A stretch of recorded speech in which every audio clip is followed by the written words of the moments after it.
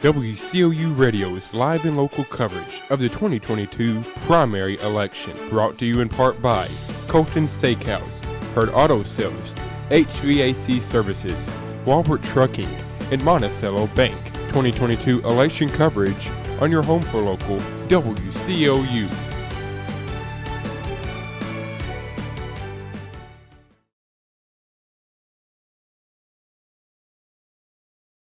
Studios of WCLU here on West Main Street in Glasgow, Kentucky. We are looking forward to bringing you the election returns of the 2022 primary, the May primary. We are situated here in the studios. We've got some familiar faces, some new faces, and we have the results of today's primary that we're going to be talking about throughout the setup here tonight. But I want to reach over and first thing, it's been a little while since we got to do this, but I really want to give a formal introduction to well-known local attorney, former state representative, Speaker of the House, and one of the most famous residents of 88 Kentucky. This is Squire Bobby Richardson. Bobby, how you doing tonight, sir? I'm doing good. And all those things you spoke about, I was in the last century. Well, we're trying to build up some.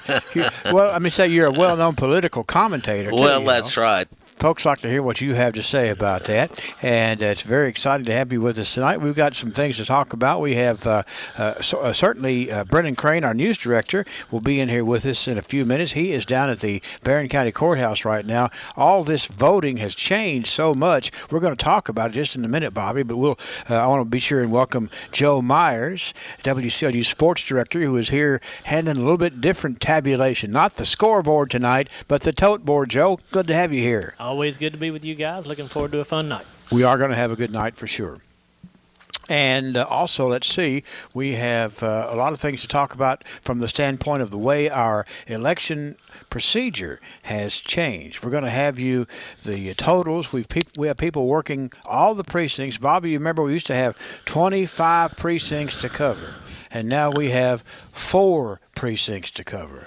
When I was growing up, there were 30-some precincts. Wow. And the way the results were delivered, they counted the paper ballots in the circuit courtroom. Mm-hmm. And the Glasgow Republican publishing office was across the street along where Bishop Insurance is. Right. And Mr. Jones was the publisher of that paper. Mm-hmm. And someone would yell out the courthouse window the results in each precinct, and he would across the street put those on the tote board. Mm-hmm. And everybody was standing around looking at the results and who was ahead in all the races. So things have changed a little bit. Made it for a gala evening, didn't it? It did. The whole square, the people were just packed around the south side of the square. What we're going to do is we're going to take a quick commercial break before we get any of our figures in here. Our first figures we expect, Bobby, to be from Brendan Crane. You know, we had one of the neat things we had this year is this early voting, where people were able to go out and vote whether they were going to be out of town or not. They could go ahead and go out to the UK Extension Office and vote early. And there's also absentee votes that are being tabulated as well. Brendan expects to be able to get those pretty quickly, and we think that's going to be our first figures that we have for you tonight. Well, I think this early voting is a great innovation. Actually, it's not an innovation. In the early days of our country, we had 2 or 3 days mm-hmm. of voting for by paper ballots, of course. But I think that's a great thing. It's more convenient. Mm-hmm. And more people will vote if it's more convenient. That's right. We'll be right back after this timeout and talk a whole lot more about that. You're listening to live election coverage here on WCLU. Back in a minute.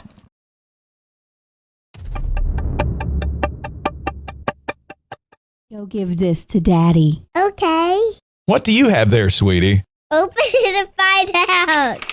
A Colton Steakhouse gift card? Aw, thank you, honey. Come on, Daddy, let's go spend it. Head to Colton Steakhouse for Father's Day and any other special occasion. Snack on peanuts and rolls with honey while you order. Have one of our mouth-watering steaks or burgers, a salad, and try our tasty desserts. Colton Steakhouse, serving you in Bardstown, Campbellsville, Glasgow, and Radcliffe. We know what's at stake. Times are great at Hurt Auto Sales. Great for you because when you're looking for a vehicle, Bobby Lee's lot is full. Bobby Lee, you've got the selection regardless of what you're looking for, and you've got the price regardless of what you can afford. That's a great combination at Hurt Auto Sales for sure. We sure do, Henry. Lots of fine-looking rides. So what you got to do is come up there and realize how easy it is to deal with Bobby Lee Hurt because he comes to work every day with one motto in mind. No pain when you trade with Hurt. HVAC Services is a generic name, heating, ventilation, air conditioning, but we do a whole lot more. We do indoor air quality, to dehumidification and heat pump, gas furnace, air conditioning, but we also do geothermal, oil furnaces, refrigeration, ice machines, ventilation systems. We even work on deep fryers and stuff. If it heats and cools, we can fix it. At the end of the day, we're going to have a happy customer. We got a company here that anything we do, we back it up, make sure that it's done right, and we stand behind it 100%. Back to the Election Central here at the studios of WCLU, West Main Street in Glasgow, Kentucky. We have a whole bunch of tabulators. Bobby, I'm going to get their names individually in a minute, but we have for years and years and years had the accounting team from Campbell, Myers, and Rutledge to help us with the tabulations, and the faces have changed a little bit over the years, but we have good folks right here to help us with the tabulations here tonight, you know? We sure do. They add a little better than Skip Campbell did. Well, you know, we had for years position number one over there, and the very first position was always manned by the great C.E. Rutledge. He got it started off on the right foot, so that's right. We could always kind of tell he was the one that kind of set the pace for everybody down there. But it has evolved. And we now have a bunch of good folks right here from Campbell, Myers, and Rutledge that are going to continue the tradition. Bobby, let's talk for a minute before we get our first set of figures in here. You know, when I was a kid growing up, there was a reason for registering Democrat, and that was so you could vote in the primary. Well, guess what's happened? It's changed. I can't remember in history when we really haven't had much of a Democratic primary until this particular time, Bobby. I agree that's certainly a change. I noticed here that there are 14,200 Democrats registered and 15,700 Republicans. So it's not like the time that they had years ago when there wasn't a registered Republican in the Lucas precinct. Right. Yes, I remember. There's there was actually, as I recall right, a story you told about that a few years ago about what happened down there at one election a few years ago. Should I tell that again? I think you should, because I laugh. I think about it periodically and laugh about it. Why don't you go ahead and tell that story? Well, all of my stories are time-worn now. But back in the days of paper ballots, why, Ms. Bess Howard was county clerk for 32 years. Mm-hmm. She ran for another term, and Marion Vance was opposed to her, and he said in a speech, if you elect Bess Howard clerk one more time, she will have been clerk longer than Jesus was on earth. That's something to think about, isn't it? It is. And she didn't win, but when they were counting those paper ballots, they counted them precinct at a time. Mm-hmm. And Dr. Howard, her brother, was the kingpin of Barren County in those days. Right. And they were counting the votes in Lucas, where they had to import Republicans to be the election officers. There weren't any registered Republicans. Wow. They found, in counting the votes, a Republican vote. Somebody said, what are we going to do? Here's a Republican vote in Lucas. Well, maybe you better talk to Dr. Howard about it. And he said, well, that's unusual. Said, lay that vote aside. We'll talk about it later. They counted on, and they came to the second one. they reported to Dr. Howard, there's another Republican vote in Lucas. He said, throw them both out, just as I expected. The rascals voted twice. I love that story. But, you know, it's not so far-fetched because of the dominance the Democratic Party had in Barren County for a great number of years. And I don't know how you can trace that back to whom, but it certainly is one that it's a part of our heritage for sure. Well, it can be traced back to the post-Civil War days and Reconstruction. Even though there were more Confederates in Barren County, there were a lot of Republicans or pro-Union, anti-Confederates. After the war, the federal government imposed martial law, and they did it in Kentucky too, even though it had not seceded from the Union. Right. And as a result of the cruel Reconstruction policies, people in Barren County, even those that had been pro-Union, became Democrats because they were opposed to the federal government's interference in their local affairs. And that held its ground while a lot of the counties around us became more and more, I guess, Republican-based, as I recall. Well, that's true. You know, in those days we're talking about, Medcalf, Monroe County, Greene County were all, and Cumberland County, all were Republican because they'd been very strongly pro-Union. Sure. Well, and then of course you fast forward, and we had a favorite son as a member of the Republican Party who was elected the governor of Kentucky, and that was a fascinating time in our political history, wasn't it? It was. You know, we're talking about Governor Nunn, who was the first Republican to hold county office in Barren County, and that was in 1953 when he was elected county judge. That was huge. Yes, it was. Folks were saying back then, the times they are a-changing. I have never asked anybody about wonder how Dr. Howard and Louis Nunn got along. Well, I don't know about that. I'm sure they didn't agree politically. Yeah, that's all right. Maybe everything else, but that not exactly the time that they sat down and talked about a whole lot of things. I'd say that's right. We've had a lot of wonderful election coverage nights right here, and you know this particular. Let's talk a little about the change in polling places, Bobby. We talked about it earlier. You said at one time we had 30. Over 30. Over 30 precincts where you can vote in Barren County, and of course you got to get those precincts tallied and get them up here to the clerk's office and get them counted. And we have gone from over 30 to down to 4 precincts, plus all of those places where they counted the counting the absentees and in the early voting. That is a huge change. Well, it is. The change started with the voting machines.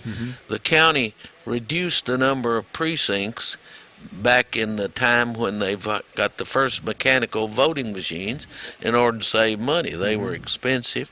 They did away, I remember, with the precinct of Freedom and Nobob, and I'm sure Carl Hill, some of those, and sent those to Hiceville. They did away with Park, all those places, and now we've gone to 4, and I understood from Clerk Helena that we will add 2, however, for the fall. Okay. There'll be one at, I believe she said Temple Hill, and another at Hiceville. Yeah. Well, I went out to Barren County High School and voted, and it was very well organized, and it was a very simple process. It was easy to tell what to do.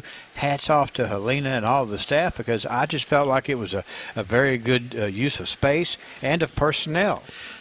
Well, you know, it was, and it's a good it's good that we have some nice places like that to vote. We just need to make it convenient for people to vote. We want them to vote. We want people to participate. And if you've got if you don't have enough places, and they have to travel quite a distance, This time you had to go from Hiceville to Cave City or to Barren County. Yeah. That's a little inconvenient. Well, when I went out to Barren County, and I know the fellow, really smart guy, who came in as I was going into Barren County High School to vote, and he looked at me and he says, "Dang, I just came from Glasgow High School." As much as we've talked about, but he's used to have voting at Glasgow High School. That wasn't going on. So it's going to take a little doing to get everybody situated, I think. Acclimated. The voters, the voting officials, the 4 people who hold the election, we ask them to spend about 14 hours a day. You have to be there before the polls open. You have to wait a while after they're closed, and they're open 12 hours. Right. And they get paid very little. Yeah. It's a lot of times very bad weather, not real good places to stay warm in cold weather. And it's hard to get people to do that. Yes, it really is. And, I think that's part of the problem, too, is getting people to work and make that kind of a commitment. It's hard to get 30 different precincts like that who are, going to be able to cover the polls that way. Right, and people are employed. Their employers don't want them to leave, and it had to change. We are in anxious anticipation of getting our first returns in from the county clerk's office, where Brendan Crane is positioned as soon as they release those early voting totals, as well as releasing the absentee votes. And we're going to be looking forward to getting those on our tote boards here. But we're going to take a timeout. We're going to take a 3-minute timeout. Try to catch up with Brendan and kind of see where we are from the tabulation standpoint. And, one of the things we worry about, Bobby, is that from where we're sitting, we don't always know if there's a snafu or a problem. We've had voting machines jammed and other things that we kind of get out here on the side and not really knowing when it's going to get cleared up. But I feel like that there's been so much preparation, it should be pretty smooth once we can get it started, all right? There's been a lot of preparation, a lot of planning, a lot of competent people involved. That's right. We'll be back. We got a 3-minute commercial break. We'll be back with more of our live coverage here from the Glasgow Electric Plant Board and WCLU.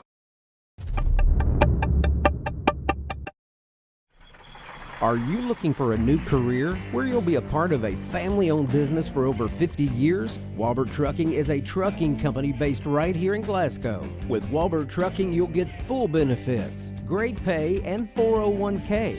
And you'll be home daily. Unlimited possibilities await you. Apply today and become a member of the Walbert Trucking team. 106 Sean Lane in Glasgow, 651-6784. Monticello Bank began in 1895 in Monticello, Kentucky. They were one of the few banks who survived the Great Depression. Today, there are 20 branches all across the Commonwealth, from Louisville to Harlan. Monticello Bank offers full-service local banking for personal and business products. From home loans to commercial lending, Monticello Bank will guarantee the most competitive rates from local people you know and trust. Because their friendly personal staff is what separates Monticello Bank from all the rest. Stop by their location on 1434 Happy Valley Road in Glasgow every weekday from 8:30 a.m. to 4:30 p.m. and let them make the financial side of your life a little bit easier. Monticello Bank, where people matter. Member FDIC, Equal Housing Lender. To make sure that a home is comfortable 24/7 can be a challenge. You feel a huge accomplishment yourself. Whether it's weekends, holidays, we're available 24/7 to take care of our customers' needs. When we go out to people's homes, it could be a crawl hole, it could be an attic. I remember getting frozen to the top of a cooler at a Pizza Hut one time in Russell Springs.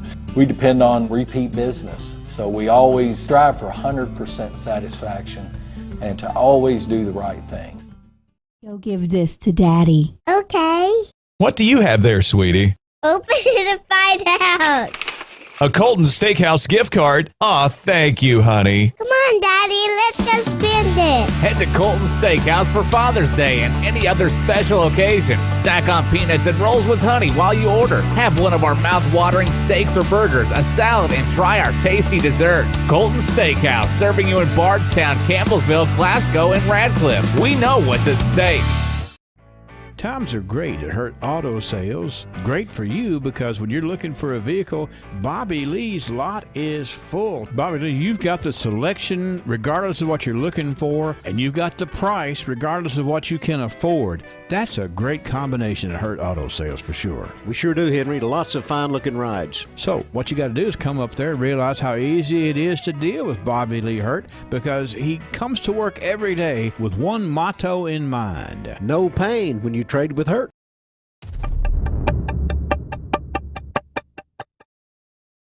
Of WCLU, we're live with election coverage, and we are in anticipation of getting the first set of figures from the Barren County Government Center, where Brendan Crane is standing by up there with Clerk Helena Chase Birdwell and others who have been working on the tabulations, and of course several of those tabulations, they were able to tell us the number of people that voted early, which was a pretty impressive figure, Bobby, but now we're going to see how those early voters voted here very soon.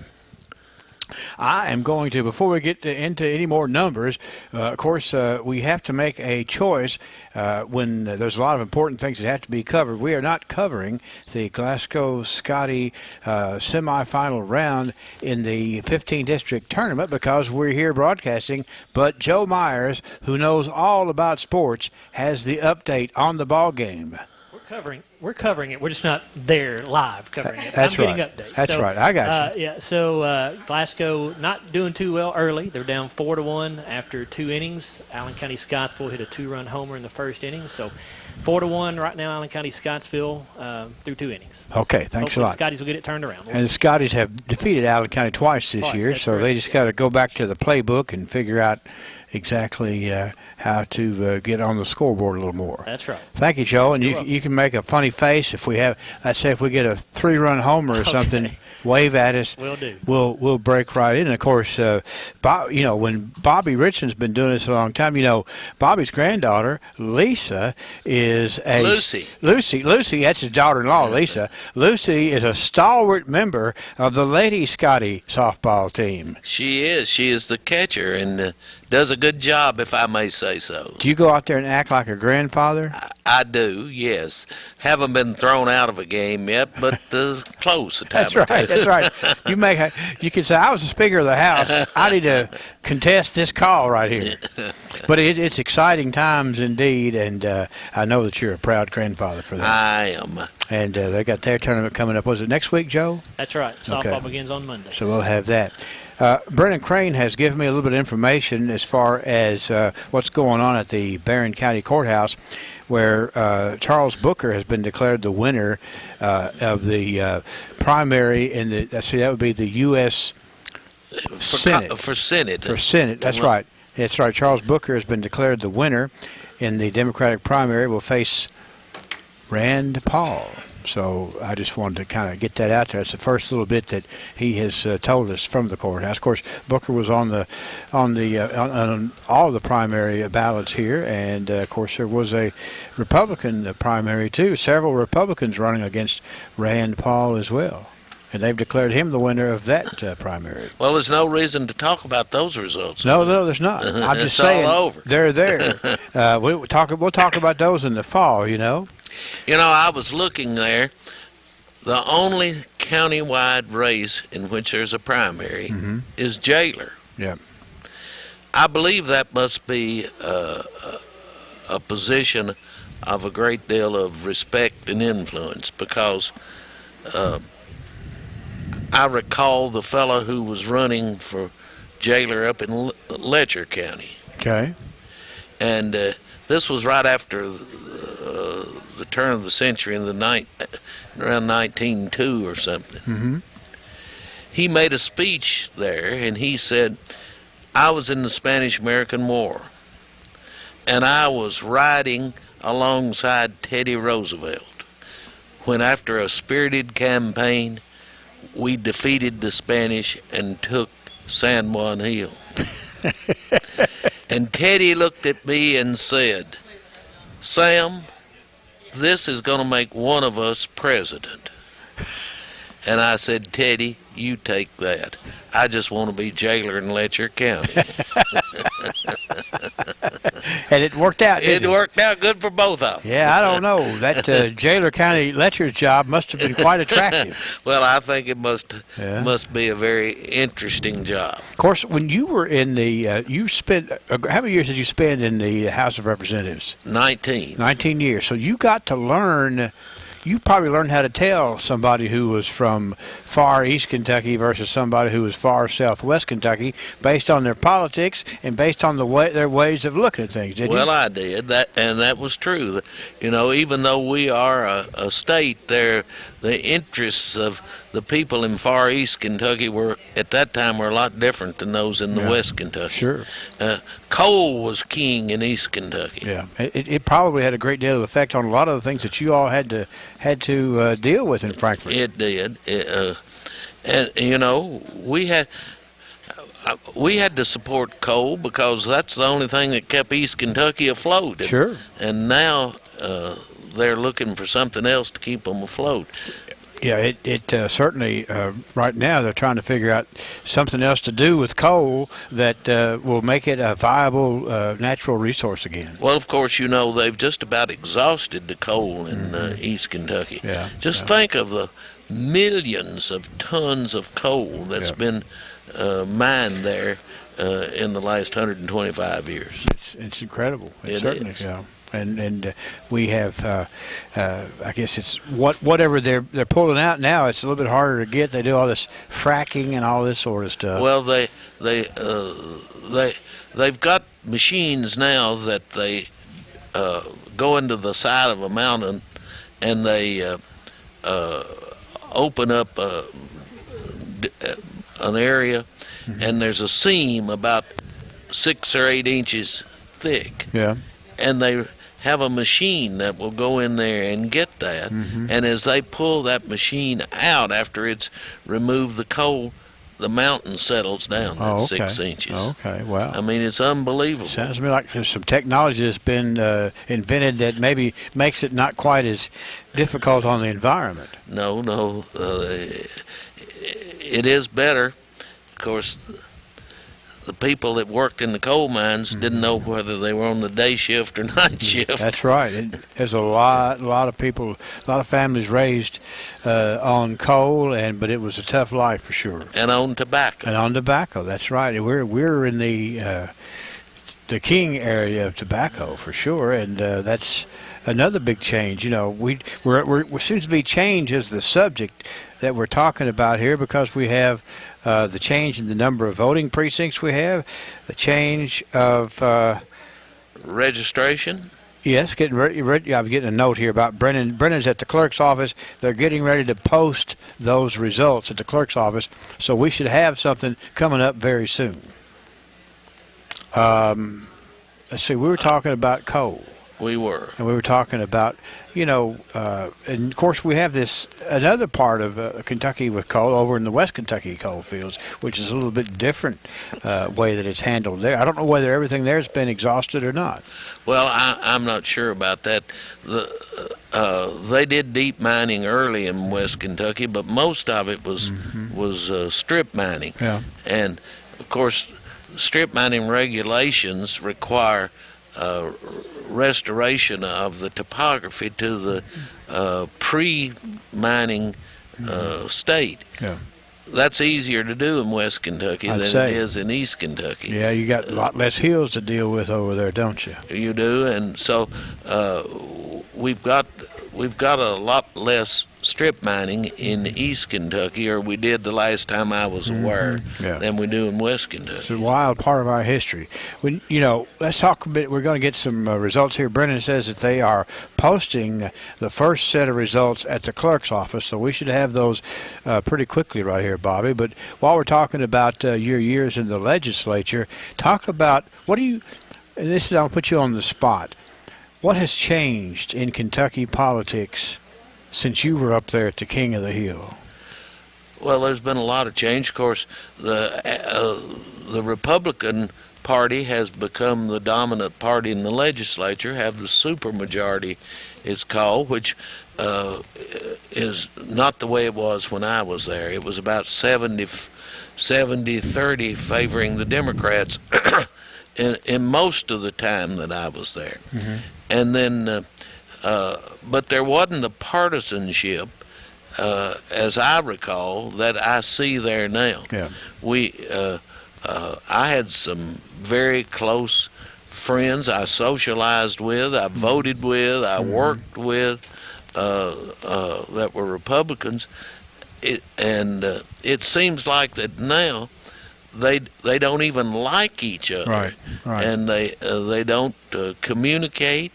And if a Republican introduces the bill, the Democrats against it, or vice versa. And that's not the way that it ought to work. Well, it's not a very productive way. You need to do it somewhat on the merit. Forget about who introduced it. You know, I think that most of the people, however, are middle of the road people, and they like to see things done. And there are a few extreme one way and a few extreme the other way, but most of us, right, I think, are more interested in the result than we are who got the result.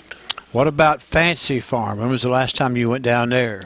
The last time I was at Fancy Farm, I was the MC. Okay. And that's been about 4 years ago. Okay. And I had a enjoyable time there, and I was asked to come back, but I really don't care to participate in that kind of politics anymore. Well, you know, there's if you've never followed Fancy Farm, it's kind of like no holds barred down there. You know, it's like a big roast or something down at Fancy Farm. Well, it is, and it's developed where they've got pep clubs on each side, and they're yelling, and they won't let the speakers speak without a lot of interruption. Now, I enjoy a good repartee and a funny story or a funny gig, but when it gets to the point that they're personal, I'm out of the picture. Yeah, that's when you've stepped over the line. You like to see how people handle situations when they're in a debate like that, but you know, the stuff of having to defend yourself is a whole different animal for sure. It is. All right, we are getting closer and closer to having the figures here to be able to post on the board, and I think we're going to take another quick commercial break right here, Bobby, so we can get ready for that. We're going to take a 2-minute commercial timeout, and we'll be back with more of our primary coverage here on WCLU and the Glasgow EPB. Stay with us.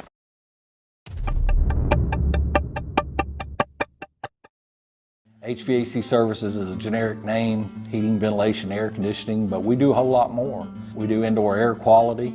To dehumidification and heat pump, gas furnace, air conditioning, but we also do geothermal, oil furnaces. Refrigeration, ice machines, ventilation systems. We work on deep fryers and stuff. If it heats and cools, we can fix it. At the end of the day, we're going to have a happy customer. We got a company here that anything we do, we back it up, make sure that it's done right, and we stand behind it 100%. Are you looking for a new career where you'll be a part of a family-owned business for over 50 years? Walbert Trucking is a trucking company based right here in Glasgow. With Walbert Trucking, you'll get full benefits, great pay, and 401k. And you'll be home daily. Unlimited possibilities await you. Apply today and become a member of the Walbert Trucking team. 106 Sean Lane in Glasgow, 651-6784. Monticello Bank began in 1895 in Monticello, Kentucky. They were one of the few banks who survived the Great Depression. Today, there are 20 branches all across the Commonwealth, from Louisville to Harlan. Monticello Bank offers full-service local banking for personal and business products. From home loans to commercial lending, Monticello Bank will guarantee the most competitive rates from local people you know and trust. Because their friendly personal staff is what separates Monticello Bank from all the rest. Stop by their location on 1434 Happy Valley Road in Glasgow every weekday from 8:30 a.m. to 4:30 p.m. and let them make the financial side of your life a little bit easier.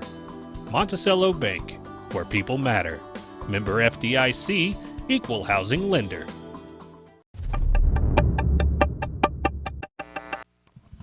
Back at WCLU Studios, we have a studio full of, we have quite the prowess in the CPA field in here. I'm looking at Cindy Greer down there, who is certainly one of the head honchos over at Campbell, Myers, and Rutledge, and she's brought the all-star staff. We're going to get ready to tabulate here very, very soon. You can see them on television there, some familiar faces there from Campbell, Myers, and Rutledge. Joe Myers is over here ready to give us the very latest update from Monroe County High School. Scotty's put one on the board in the bottom of the third. Jackson Poland hit a solo home run, so it's Allen County Scottsville 4, Glasgow 2 after 3. All right, so they're going to keep battling it out there. It'll be maybe, some of the battles are going to be at the polling places, and a couple of them are going to be over there to Tompkinsville High School or Monroe County High School baseball field. Certainly looks that way. Bobby, we were talking during the commercial break, and I know there's been a lot of people discussing this, and we're leading up to the election, but look at the number of magistrates who are incumbents who are not running for re-election. What do you think about that? Well, that's an interesting development. Here are two, Carl Dickerson and Billy Houchins, who've been on the court for several terms. Neither of whom are running for re-election. Right. Trent Riddle, Mark Bowman, and Kenneth Sarton, all three are short-termers. Mark and Kenneth will only serve one term. Trent may be completing his second term. I believe you're right, yes. But that's interesting that they didn't run again, and they're all good people, all try to do a good job, sure. And it's their experience is a loss. I can understand why people are not interested in serving. Mm-hmm. I wish more people were interested in serving. Well, I was thinking about that when we came on tonight. Several of us were up at the courthouse when they drew for ballot position, getting ready for this primary. And it was very, very impressive that night up there in the fiscal courtroom when Helena Birdwell did the drawing for the ballot positions. There were a lot of people there, and it was so good to see people interested in running for office. Here we've got several contested primaries from the magisterial standpoint, but we don't have, in other words, we had a lot of people who wanted to participate, and that always makes you feel good. They all stood up there at the front, and they all shook hands after they drew, and that just makes you feel good about the process. But from the standpoint of the magistrates not running maybe for re-election, you're right. That's a whole lot of experience because that's one of those positions, it takes a little while to learn what the duties are, what the job is, and how to get things done in that position, Bobby. Well, one of the most important things to learn is how to get things done. Right. I learned when I first went to Frankfort, you don't need to see the Secretary of Transportation. You need to see his assistant, or maybe the lady or man out at the front desk. Gotcha. That's really the one that gets the work done. Right.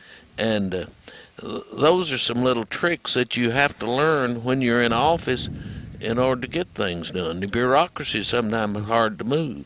Well, in my lifetime, it has changed. The position of magistrate has changed because in the early years of county government, the biggest position that a magistrate would take would be the job of getting the best roads that they could for their particular district. And, you know, that was what the whole thing was about, was getting, I'm the magistrate that can get good roads where we need roads, and you'd see the magistrate and start talking to them about where we needed road work done and all this sort of stuff. That was the job for the longest period of time, wouldn't you say? It was, and you know, when I went to the legislature, that was a big issue for me. People wanted me to get roads blacktop.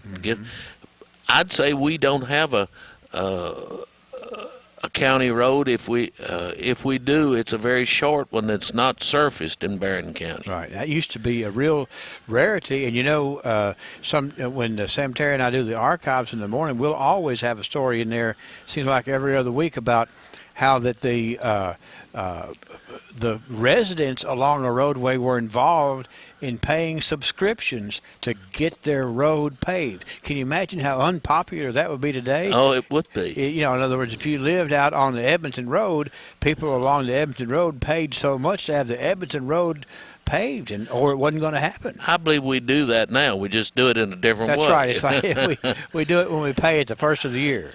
A funny story just occurred to me about the roads. Okay. And we've got time. Well, yeah, that's right. We do. We're gonna. Somebody else's turn here in a minute. One of my best old buddies when I over the years was a fellow by the name of Gilbert James down at Bon Air. And Gilbert was a very staunch Republican. Okay. And he came to my office when I was in the legislature and said, "Bobby, I need some help. I need you to help me get my road blacktop. It's now called the James Road." And I said, "Gilbert, I don't think I can help you." "Why?" I said, "There's too many Republicans on that road." He said, "Well, I'm the only one." I said, "Well, I know it." And of course I was kidding, and we got his road blacktop. But that fall he came into my office and he said, "Well, Bobby, you got my road blacktop, and I've killed hogs, and I want to give you some of the fresh meat. I brought you the hog heads." I said, "Well, okay." He said, "You're going to like them. They're Democrat hog heads." I said, "How could you tell, Gilbert?" He said, "Oh, I took the brains out." So there was no argument there, was there? No, there wasn't. But that's the way that you need to be a Democrat and a Republican, Gotcha. not otherwise. Well, and I'm sure that, you know, all kidding aside, there some of the earlier years, that the number of Republicans living on that road or Democrats living on that road had something to do with when that road was going to be seen to. Yeah, some fellows out in Slick Rock told me that Judge Gillenwater was upset at them because of the way they voted, and he told them that the only way they get any rock on their road is if they fell off the truck as the truck went through their district. That's a you know, you think about what a strong statement that is, and that would be. I don't think people make statements like that anymore. I think not. I think you have a little more confidence back then than they do right now. But that, and you know, we've had a lot. Of course, fiscal court's been busy. There's been a lot of things going on in fiscal court, and but the magistrates play a really vital part in the way the fiscal court goes about doing things and prioritizes, and we need good magistrates. I'm concerned that maybe people on city councils and on the fiscal court don't understand how important it is to be involved in the budget making process. Actually, their greatest power is in formulating a budget. You got to know you can't make money. You've got to know how much you got to spend and where it needs to be spent. Yeah. So and I'm sure with your and in Frankfurt working on now as the Speaker of the House, what was your role in budgeting? Well, of course, I had a part in everything that happened, but we did that with committees. The Appropriations and Revenue Committee in the House was the one that dealt with the budget, and we would have meetings on a weekly or maybe semi-weekly basis to talk about what the priorities needed to be in that budget. And, of course, the governor at that time was a Democrat, and they would always be in those meetings. Right. And, you know, I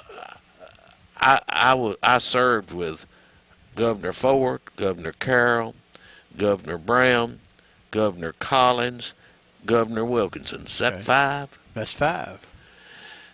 Julian Carroll knew more about the state budget than all the rest of them put together. Really? I wouldn't have thought that. My goodness. It was he knew down to the precinct almost where the money needed to be and where it was going. And how do you think that he came to know that? He studied it? He studied it. He had to. There's just no way. I frankly admit he knew a whole lot more about it than I did. Well, you know, and certainly you're talking about, you named 5 excellent governors there. We have, one of the things about when you study the infrastructure of Kentucky, the office of governor is a very, very powerful office. And, you know, there have been attempts over the years to maybe balance that out a little bit, but the legislature has always, you know, had to kind of be a little bit behind subservient. The governor. Subservient is the word. That's a good word for that, for sure. Well, and actually, needs to be the legislature needs to set the wide policy. The governor's got to. He's there every day. Yep. He's got the bureaucracy. He's the one. He or she are the ones that need to have that power. Do you think that the legislature meets an adequate amount of time? I do. I think maybe they're meeting too much. Oh, okay. Well, I mean, you know, it doesn't take a whole lot to get them into session, does it? Well, look, I may be wrong. I think that the legislature has made a big mistake in driver's licensing. Okay. I think it's silly that I have to go to Bowling Green or Columbia to get my driver's license. Right. The Have you gotten circuit a good clerks, explanation of that yet? Well, no, I don't. The circuit clerks were doing a good job with Yeah. it. You know, maybe we do need more voting places than 4 or 5 in Barren County. Right. But this is a legislative decision. Right. And I think I'm not sure they're in tune with what's going on with the public right now. Well, we have these, I can't remember if Brennan was here, he would know, but in a few days there's going to be one of these pop-up driver's license. They're calling it a pop-up. They set up a driver's license bureau in the county for a few days. It's like not a regular thing, but they're going to try that to where they announce when they're coming. That's a really interesting way to go about it. Well, I think you ought to be able to go get your driver's license in your county, right? When they're ready to expire, and Right. you ought not to have to go to Phelim, York. Yeah. Just go where you've always gone. But of course, we hear some of that talk today about we need to go vote where we always voted. Well, that one's not possible. No, it looks like that's not possible, and of course they'll say we could get it's not possible to get a driver's license like we used to get them, but if we put a little effort into it, it would be. Luke Pierce just texted me that the pop-up event in Barren County for driver's licenses is going to be June the 1st. So if you need one, they're going to pop it up here on June the 1st.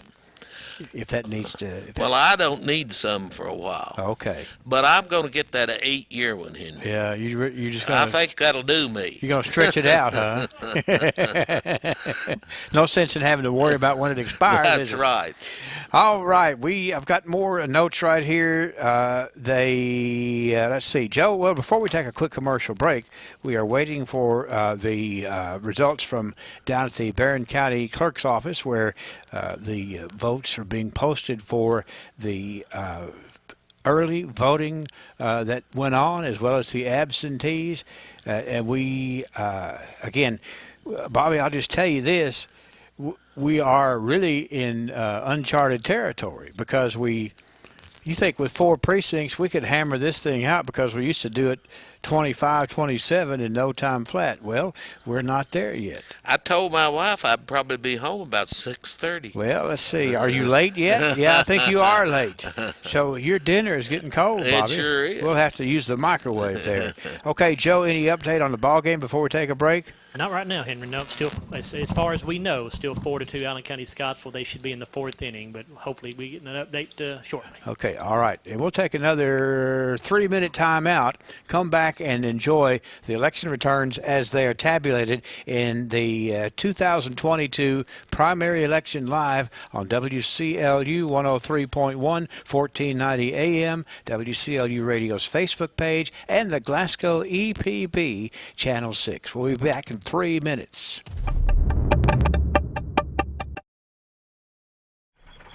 Are you looking for a new career where you'll be a part of a family-owned business for over 50 years? Walbert Trucking is a trucking company based right here in Glasgow. With Walbert Trucking, you'll get full benefits, great pay, and 401k.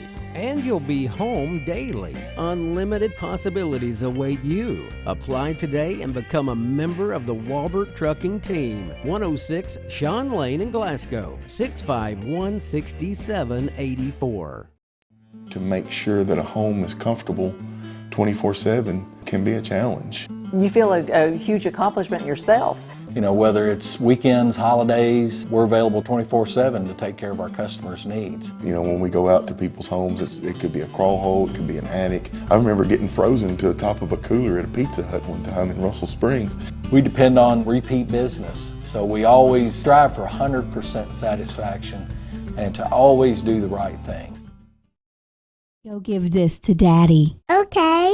What do you have there, sweetie? Open it and find out.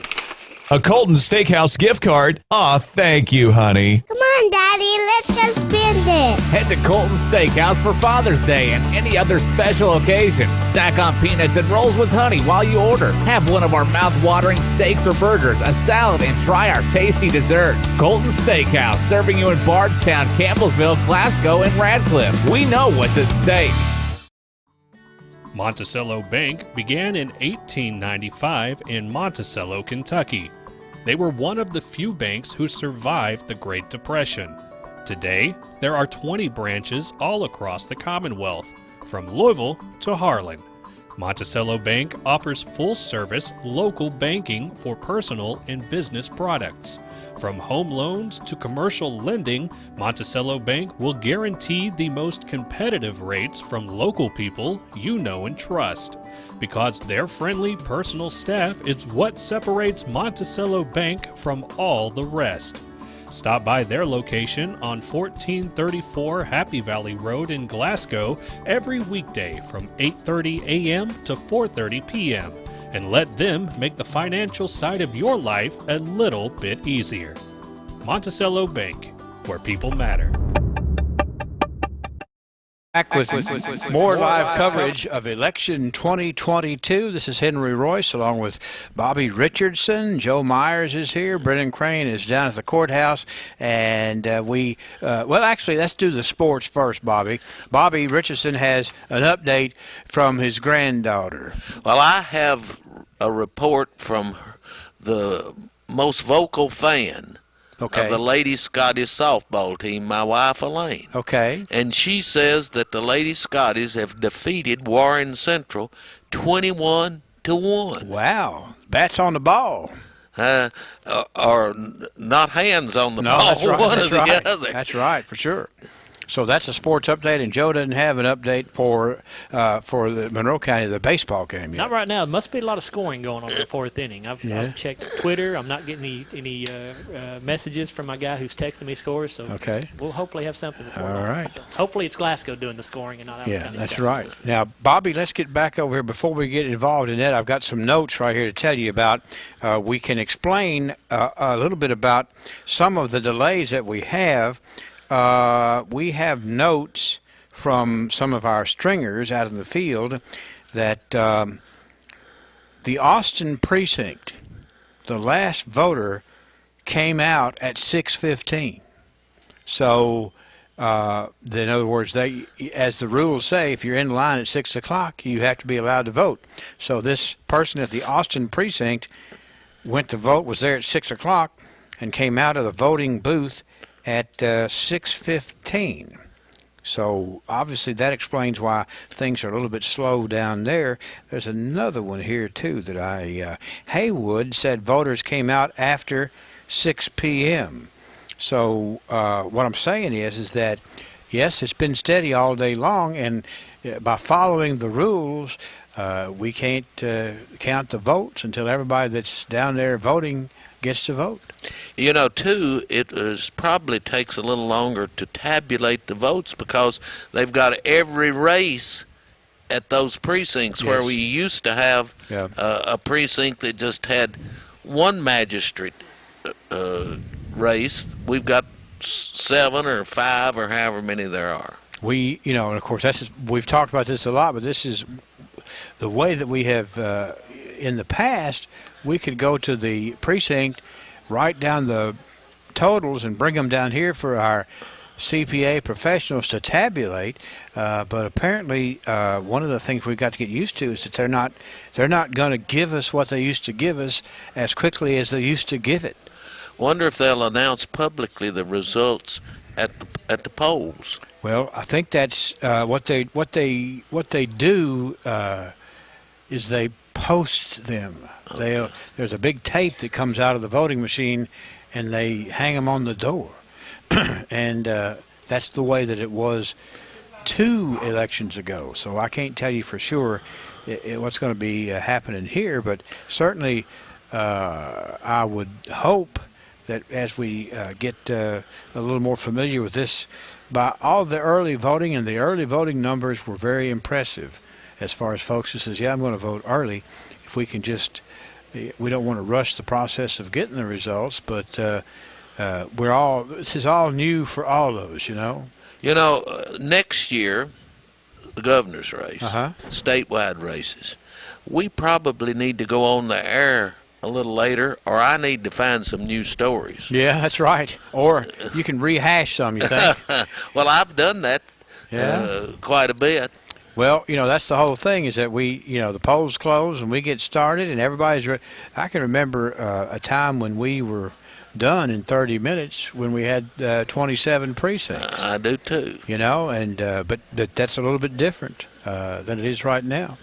But we, hats off to all the county clerks and the county clerks' employees. I know when I voted today, everything was well staffed. Everybody knew what they were talking about. So it's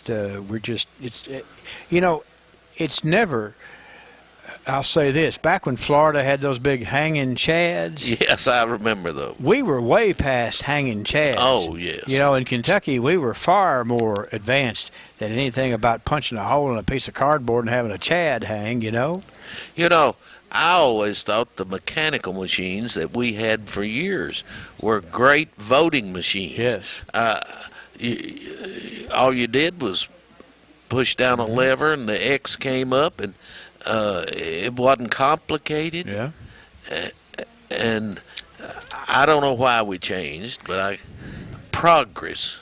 Well, one of the things that we have is that we've got this, want to do this electronic scanning where you mark your ballot rather than go in there and have to throw a switch or something like that. But I don't know that we're finding many errors in that process. It's just not as smooth as what we'd like for it to be. Well, a lot of things we call progress aren't. You remember the song John Prime's, I believe it's called Muhlenberg County. That's right. Down by the Green River.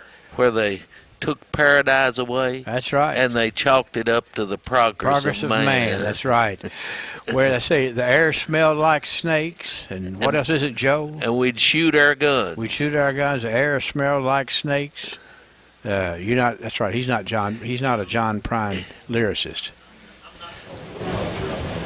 I'm not familiar with him. Sorry. Okay, all right. Well, anyway, your mic is either off or something. It's on. Okay, all right. You got me? Okay, all right. You got me, don't you? I got you. Okay, I do. Okay, yep. All right. Well, but anyway, that is the sometimes the progress of man involves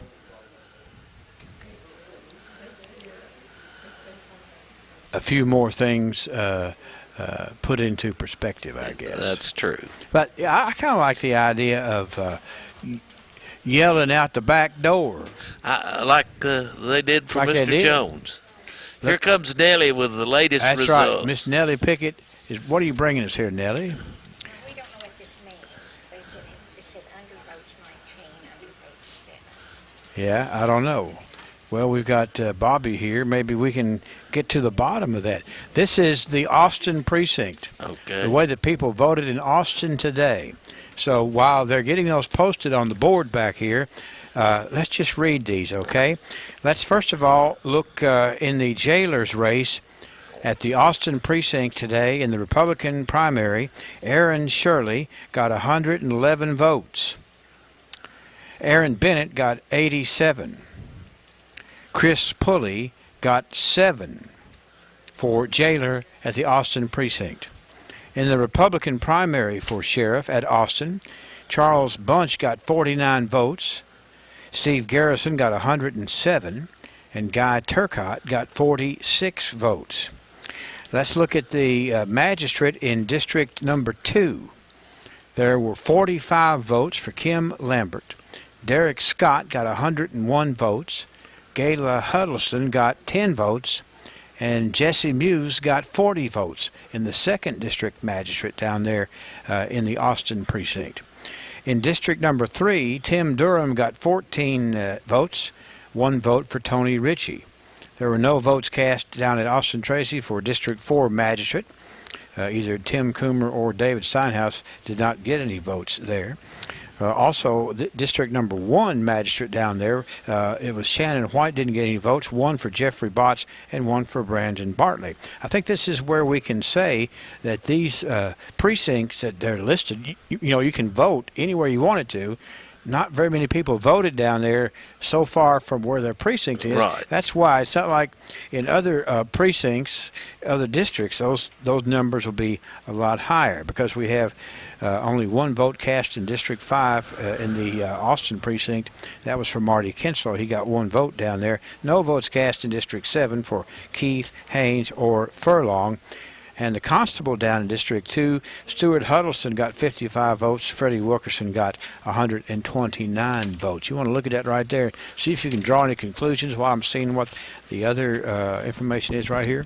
An undervote is a vote that wasn't counted because it was mismarked by the voter or unclaimed. Okay. Spoiled ballot. Oh, spoiled ballot. Okay, an undervote. All right, good deal. Thank you, Angela. Now, this is the Austin precinct. This is the Democratic primary at Austin, and there wasn't much going on down there for sure. Charles Booker got 65 votes for 2nd Congressional District. No, senator. Oh, I'm sorry, senator. Yes, that's right. I'm sitting here reading something else. Booker got 65 votes. Ruth Gow got 11. John Merrill 19, and Joshua Blanton Sr. 18 votes down at Austin. In the U.S. Representative in Congress, 2nd Congressional District, Hank Linderman got 58 votes. William Compton got 55 votes. That's a close race down there at Neck Austin. and neck. It really is. Let's see. In the 3rd District Magistrate, Dennis Stevens got 2 votes down there. No votes cast for the 5th or the 6th. And in the Constables race, Thomas Neal Jr. got 2 votes. Billy Bays didn't get any. John London got 1 in the 4th District Constable race.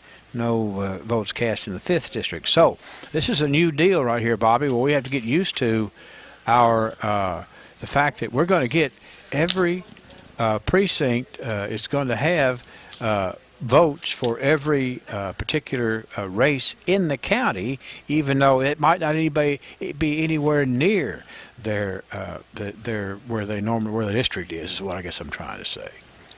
Well, it looks like that we can't draw any conclusions from this. Certainly no conclusions. The Campbell, Myers, and Rutledge crew is right up there. They are in position, ready to add the numbers. Of course, we just have these in. I'm surprised a little bit that we got the Austin precinct votes before we got all of those early votes out of the Barren County Clerk's office. That is an interesting thing. Joe Myers wants to add something. Just a baseball score for you. The Scotties scored 4 runs in the 4th, so Glasgow's up 6-5 over Allen County Scottsville going into the 5th. Okay, thanks a lot. Yep. That's you reporting a lot of good stuff right there. Hopefully there's more to come. That's right, election-wise and otherwise. Okay, Bobby is studying these results very closely in order to draw some whatever. Bobby likes to draw conclusions. Well, there's no conclusions to draw from this. Bobby is being an attorney. He's quite the thinker. Well, generally when I think, I go to sleep. Okay, so, all right. Well, I mean, that's the reason why the latest information I have from all the different folks out in the field is that we have the Austin precinct, and the last voter came out of the polls at 6:15. So that was pretty fast right there. It was, and I'm surprised that we don't have some of the others or the clerk's office. Yeah, I'm not sure exactly what's happening down there with that. That was one of the things for years as we have been doing election returns. It's always been a debate of when they will count absentee ballots. We have to get on the air and do this. We're filling right now because we don't have enough information. And I always wish they would give us the absentees at 6 o'clock so we could have them, but most of them didn't start counting them until about then. And so it was a long process. It looks like they could be counted. Yeah. There's just 100, around 100. Yeah, I know. But we've had lots of different scenarios there. I know in Metcalfe County, we have races, where there are 2 counties that different legislators that are run in both counties. There's the courtroom over there at the Metcalfe County, the old courthouse. They used to use that as a voting precinct. But they also used that courtroom to count the absentees, so they couldn't start counting the absentees until everybody got done voting. So it was sort of but they always very, very kind and very, very helpful on that. But it was one of the things that you learn. Well, maybe we need to send somebody down to see if Brennan has stumped his toe and fallen between. Up by the penny corner. Could be, or I don't know. Because that's the thing that we have to make sure that we explain is that this is new. I'm going to bet that there will be a review for several elections to come as to how things are done and how things are tabulated and all those kind of things. So that's important that we learn from this process. I hope this is not like Logan County where they're waiting to see how many votes are needed. Yeah. What was that fellow's name that was the county judge down there for years and years and years and years? Judge Brown? Judge Brown, I guess it was, yes, He was the kingpin of Logan County for sure. And Doc Beecham was Yes, I remember that name. Doc was quite a character. Well, they've got a lot of political history there for sure. Doc Beecham was rural highway commissioner under Governor Combs, who issued an order that nobody could accept a present of more than $25 in value. Wow. This fella brought Doc a ham. Mm-hmm. He said, "How much you think that ham's worth?" He said, "Oh, about $50. He said, "I tell you what you do. You take this down to the Kroger's right here and have it cut in 2. Bring it back to me in 2 pieces." He didn't want to go over the limit, did he? That's right. Well, that is one of the things that, and I guess it's probably a good time we can talk about this. I don't know that on any of our election returns in the past we have had conversations about redistricting. And I realize that, population bases move and that people change where they live, where they want to vote. And, we've had some of that in Kentucky, and I don't know if you ever had to deal with that or if you've been watching what's been being dealt. Well, I I did. I was Speaker in 1982 when we redistricted the legislative and the congressional districts. And I've got a good story about congressional redistricting. All right. We'll talk about that after we get these results. Okay, we just got right off of the bat. Nellie Pickett just brought us results from the Haywood Precinct. Now, let's go ahead and look at these, the way that people voted in Haywood today, Bobby. You want me to? Yeah, I do. United States Senator Republican. Rand Paul got 490 votes. 17 votes for Frederick Hamilton, 2 votes for Shess, 12 votes for Stanfield, 14 for Blankenship. In Congress, Guthrie got 437 votes to 102 for Watts. Sheriff, Republican primary. Charles Bunch, 168. Steve Garrison, 189. Guy Turcott, 127. For jailer, Aaron Shirley, 269. Aaron Bennett, 247. Pulley, 22. Magistrate, District 1, Shannon White, 4. Jeff Botts, 4. Brandon Bartley, 2. It's another good example. Nobody out in that second district, I believe it is, District 1 went to Haywood to vote. In Magistrate District 2, and that is the right district for Haywood, Lambert 94, Scott 169, Gayla Huddleston 23, Jesse Muse 72.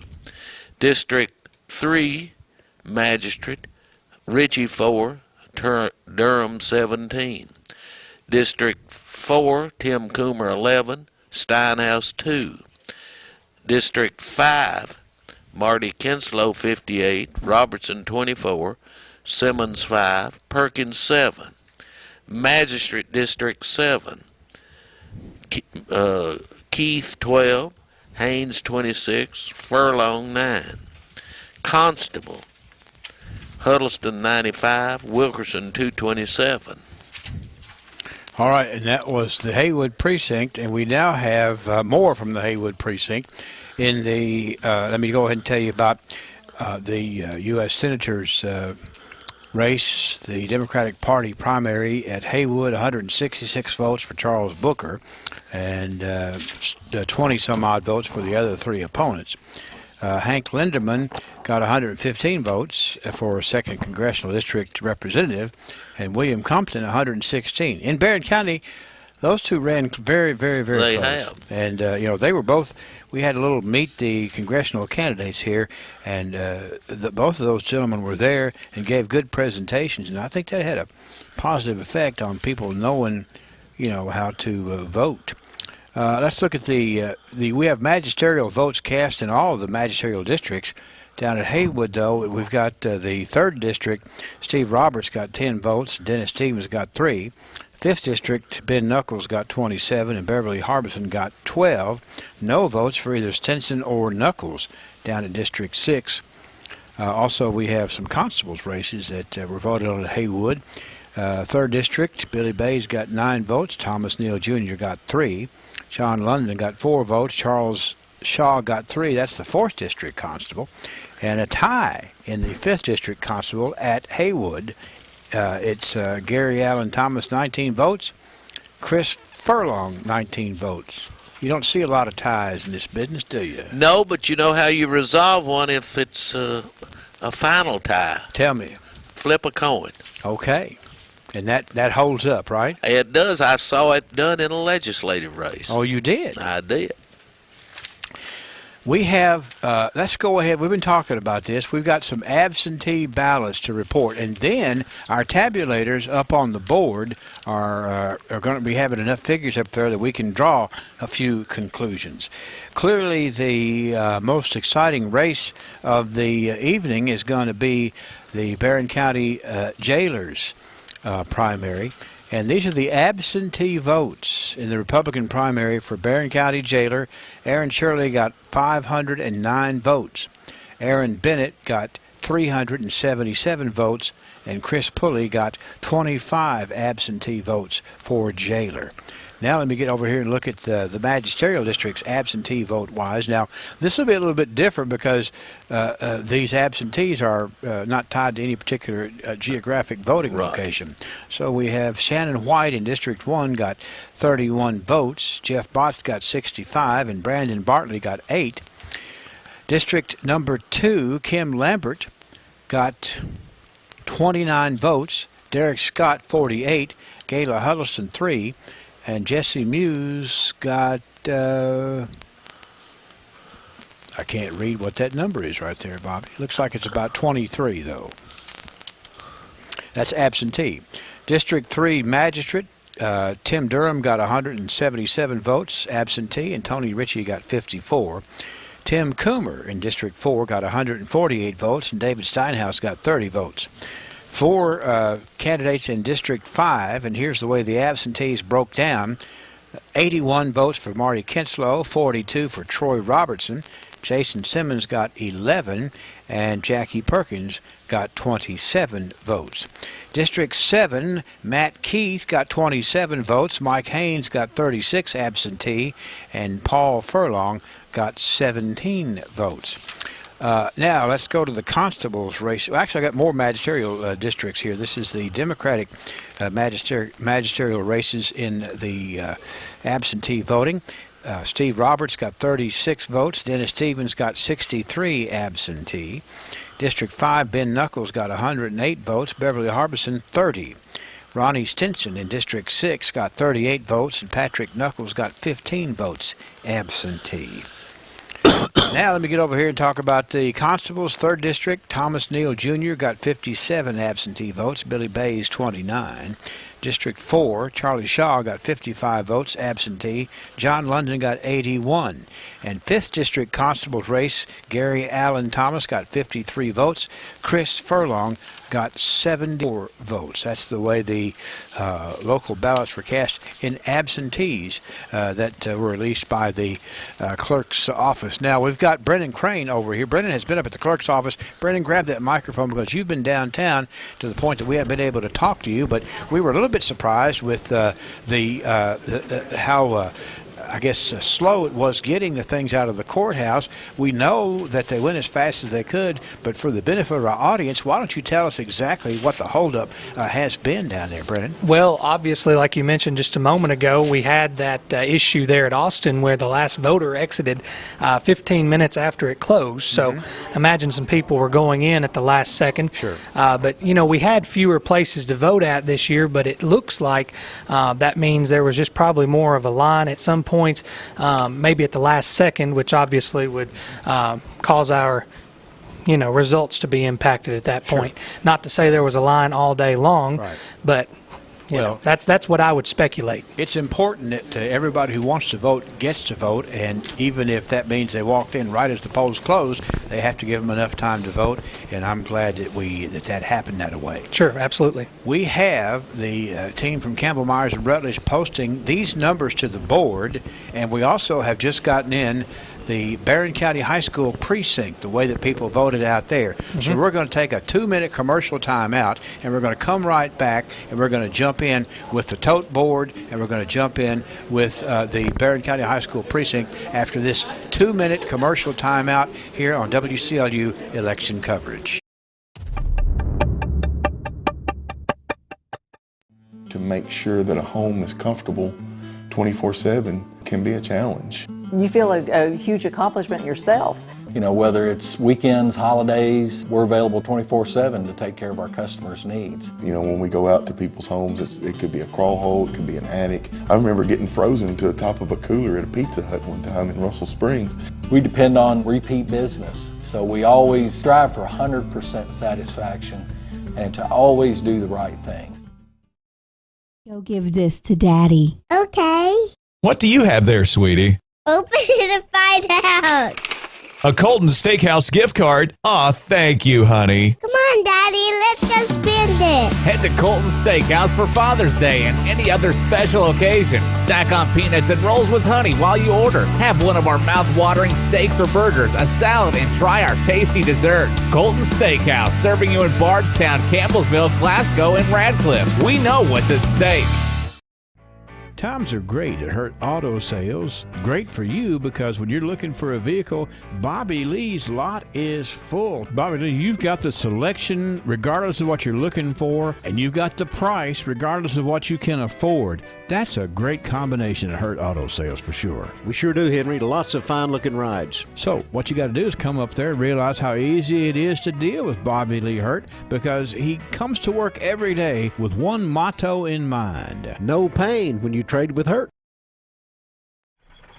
Are you looking for a new career where you'll be a part of a family-owned business for over 50 years? Walbert Trucking is a trucking company based right here in Glasgow. With Walbert Trucking, you'll get full benefits, great pay, and 401k.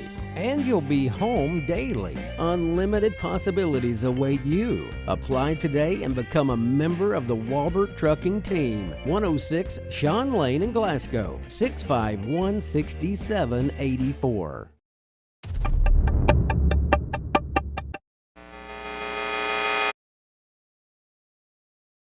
Studios, we are back live. We have results coming in, and we are getting the Barren County High School votes posted to our totals up there. Joe, is that what you want to do? Wait until that they get those posted, and then we'll come to you live for that? Might as well. I think we've got it figured out now, so okay. We're going to get the numbers posted on the boards. Come back to me in a few. Okay, I will, but I want to before. We're not going to, there was a little bit of an error in the way one of the votes was written down, and we were triple checking that, but I don't have the corrected copy of that. So when that goes through down there to Sue, I'll bring it to you. Bring it to me, okay? Bobby, why don't you talk about Cave City? Bobby's also in another, we don't talk about this very often. Bobby is the city attorney for Cave City, Kentucky, and I think you should be proud to give us the votes, the way the people voted in Cave City today. Well, Bobby. I am proud of that. I've been Cave City attorney since January 1, 1970. All right. My goodness. That's Brennan about as long as wasn't you were in the even born legislature. then. That's right. No, he wasn't even, no, he was decades from being born, actually. Republican Party primary sheriff. Bunch 128, Garrison 123, Turcotte 106. Jailer, Aaron Shirley 213, Aaron Bennett 153. Magistrate District 1, which is Jeff Botts is the current. Yep. That's out east of Glasgow, northeast. Right. Shannon White 2, Botts 3. Okay. Magistrate District 2, that's the Haywood, Austin area. Kim Lambert 1, Derek Scott 2, Gayla Huddleston 1, Muse 0. Magistrate District 3, which is the 88 Temple Hill, Slick Rock, Freedom area. Tony Ritchie 1, Tim Durham 3. Magistrate District 4, which is the Hiceville Goodnight area. Coomer 65, Steinhouse 14. District 5, that's the Bon Air, Mary Oaks part of the county. Mm-hmm. Marty Kinslow 19, Robertson 10, Simmons 2, Perkins 5. Then Magistrate District 7, which is in Glasgow here, Matt Keith 5, Mike Haynes 5, Paul Furlong 1. All right, now, what I'm going to do is, Joe is standing by to give us the tabulation, but because it's a big precinct, a bunch of folks voted at Barren County High School. Listen carefully. I'm going to give you the way the votes were at Barren County High School today. In the sheriff's race, Charles Bunch got 406 votes in the primary. Steve Garrison, 521, and Guy Turcotte got 394. The jailer's race, Aaron Shirley got 741 votes out at Barren County High School. Aaron Bennett, 635, and Chris Pulley got 58. The District 1 Magistrates race, Jeff Botts got 159 votes out of the BCHS polling location. 81 for Shannon White, 21 for Brandon Bartley. Magistrate District 2, 14 votes for Kim Lambert. Derek Scott got 31, Kayla Huddleston 3, and Jesse Muse got 18 votes. District 3, Tim Durham got 262 votes for Magistrate. Tony Ritchie got 102. District 4, Tim Coomer got 239 votes. David Steinhaus got 58. District 5 at Barren County High School, the voting went this way. Marty Kinslow with 106, 69 for Troy Robertson. Jason Simmons got 16, and Jackie Perkins got 32. Over in District 7, Matt Keefe got 50 votes, Mike Haynes 82, and Paul Furlong 39. Let me do the constables real quick here. We got Stuart Huddleston in District number 2 with 29 votes, Freddie Wilkerson 34 votes. Constable in District 3, 71 votes for Thomas Neal Jr., and Billy Bay's got 70 votes. Another tight race there, Bobby. It is. District 4, Constable's race, 104 for John London and 42 for Charles Shaw. And then District number 5, Gary Allen Thomas got 65 votes, and Chris Furlong got 55. And Magistrate District 6, 8 votes for Ronnie Stinson, 2 votes for Patrick Knuckles out at BCHS. District 5, we got 77 votes for Ben Knuckles and 55 votes for Beverly Harbison. I think that's where we are now. Without further ado, Joe Myers is going to tell us how many precincts we have posted and where we are with respect to the way the tabulation's working out here. The folks at the boards are posting the final precinct right now, Henry. So we've got some final numbers in the jailer's race and the sheriff's race. These are the final numbers. They're Okay. precinct in plus absentees. In the Republican primary for jailer, Aaron Shirley has won that race. Okay. 1,843 total votes. The incumbent Aaron Bennett with 1,499. Chris Pulley, 136. That's with every precinct and That's all with of the all 4 absentees and all the precincts early and voting. absentees. I'm not sure you've gone through the Cave City precinct yet individually. You did, okay. Bobby did. But, okay, I'm sorry I missed but that. let's do that again. Okay, so these should be the final numbers in the jailer's race for the Republican primary. Okay. Aaron Shirley, 1,843 votes. The incumbent, Aaron Bennett, 1,499. And Chris Pulley, 136. Okay, that's a tight race for sure, and you know it certainly that will have had the most number of voters showing the interest in that race right there, and a tough race fought indeed. What else you got? I can give you the final numbers on the sheriff's race as well in the Republican primary. And it is Steve Garrison who has tallied the most votes there with 1,224 votes, followed by Charles Bunch with 1,057 and Guy Turcott with 916. So Steve Garrison wins the Republican primary for sheriff. Okay, and so he will run against the only Democrat running, our current Sheriff Kent Keene, in the November primary. And it looks like, Cindy, we've got all these posted as well, correct? Okay, so here are at least a few of the magistrate races. So in the Republican primary in the 1st District, Jeff Botts is the winner with 232 votes. Shannon White gets 118 votes. In the 1st District as well for the Republican primary, Brandon Bartley with 32 votes. So Jeff Botts wins that Republican primary. Okay. In the 2nd District in the Republican primary, Derek Pettigo wins with 351 votes, followed by Kim Lambert with 183 votes. And then next in 3rd place was Jesse Muse with 157 and Gayla Huddleston with 40. So the winner there, Derek Pettigo in the... Derek Scott, okay. It says Derek Pettigo here. It's Derek Scott Pettigo. Okay, so let's get a little clarification on that. Derek Scott Pettigo wins the 2nd District Republican primary with 351 votes. All right, taking a look at the 3rd District Republican primary. Tim Durham, the winner there, with 475 votes. And then the Republican primary, Tony Ritchie gets 162 votes. So the winner in the Republican 3rd District is Tim Durham with 475 votes. In the Democratic primary in the 3rd District, the winner, Dennis Stevens, with 172 votes. Steve Roberts gets 107. So Dennis Stevens, the winner there. In the 4th District Republican primary, Tim Coomer, the winner there, with 463 votes. He is the incumbent. And then David Steinhaus with 104 votes. So those are the magisterial races. We're still posting some of the other magisterial races, but that's what we know as of now, final numbers.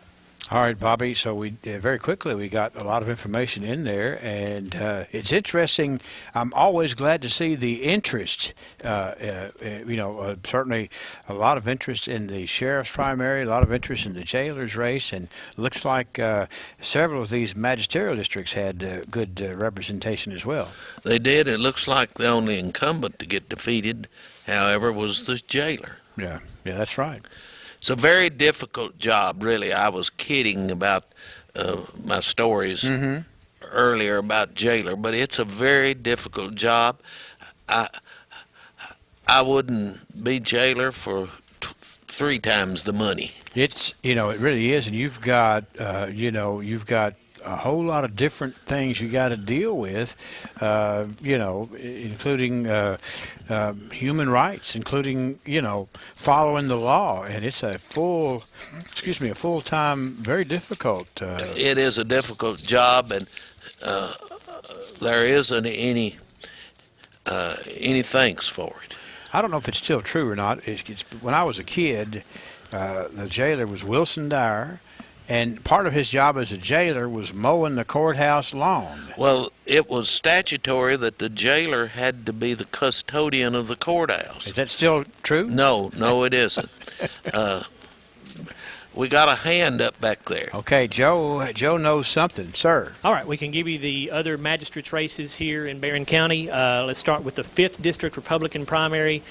We had 4 candidates running there. The winner is Marty Kinslow in the 5th District Republican primary with 265 votes. Troy Robertson tallies 145 votes to finish in 2nd place. Jackie Perkins with 71 votes, and Jason Simmons with 34. So again, Marty Kinslow, the winner in the Republican primary in the 5th District. For the magisterial 5th District Democratic primary, the winner here is going to be Ben Knuckles with 219 votes. Beverly Harbison finishes 2nd with 100 votes. So again, Ben Knuckles wins that. In the 6th District Democratic primary, winner there will be Ronnie Stinson with 263 votes, followed by Patrick Knuckles with 56. In the 7th District Republican primary, the winner here will be Mike Haynes with 149 votes, followed by Mike Keith with 96, and Paul Furlong with 66. Thank you, Joe. So we still got some tabulation going on down there. I want to get all of our tabulators up on the boards right here before we get too far into this, so that we can give them proper credit, so we can put them on TV and they can wave, because you'll know exactly what a fine crew we have right here doing this mathematical wizardry here for the election coverage. But Brendan Crane is here. Brendan has done a tremendous job of orchestrating our coverage, because we're going into the cave not knowing exactly where we're going, but we've been able to get these things out to people. Your observations as we are, or your analysis as we are able to bring some completeness to this, Brendan. Well, sure. I'm very interested in all of these races, of course, I think as many people are. But one that's particularly interesting is the fiscal court seats. Are those seats there? And as we've just seen, clearly we've declared these winners unofficially, and I'm really eager to see the public perception of this, because as we've mentioned already today, only 2 of the 7 seats on the court are technically able to be filled by an incumbent, because all the others are not seeking re-election. So obviously we have all of these here, as Joe just reported, there in District 5, as we heard Marty Kinslow taking that on the Republican side, Mr. Ben Knuckles taking that on the Democratic side. That was an interesting district, I think. And then the jailer's race, a big deal too. Speaking with all 3 of those candidates during earlier interviews, it was really interesting because the incumbent, Mr. Bennett there, obviously this was his first term as jailer, but much like everyone else, worked through a pandemic, worked through all of those sorts of hardships alongside some other things. But obviously, when the voters are going to the polls, maybe some of those things, don't come into account. And also, Mr. Shirley there, he has run for that office in the past, clearly not ousting anyone at this point. But here we are. He has officially ousted Mr. Bennett, who is the incumbent. So that's where we are with that.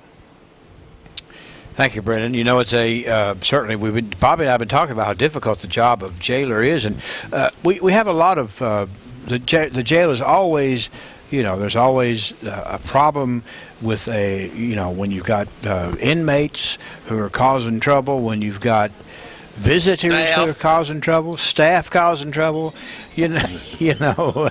Bobby said that, I didn't. All right, Joe is down here at the end. We've got another precinct to look at, or another race to tally. Yeah, we're concentrating obviously mostly on these local races. So in the Constables races across Barren County, let's look at those. In the 2nd District Republican primary for Constable, Freddie Joe Wilkerson will be your winner there with 465 votes. Stuart Huddleston finishing 2nd with 2 votes. In the 3rd District Democratic primary for Constable, the winner there is going to be Thomas Neal Jr. with 136 votes. Billy Bays finishing 2nd with 112 votes. In the 4th District Democratic primary for Constable, winner here will be John London with 211 votes. Charles Shaw 2nd with 114.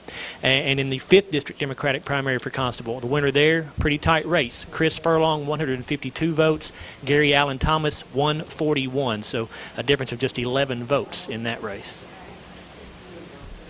Thank you, Joe, for that update. And we'll go around in just in a minute after we let sink in just a little bit, and we'll go back up there. Those races that have been completed, we kind of went down there as quickly as they were tabulated, but we'll want to come down through there and look at the totals after all of these precincts have been plugged in.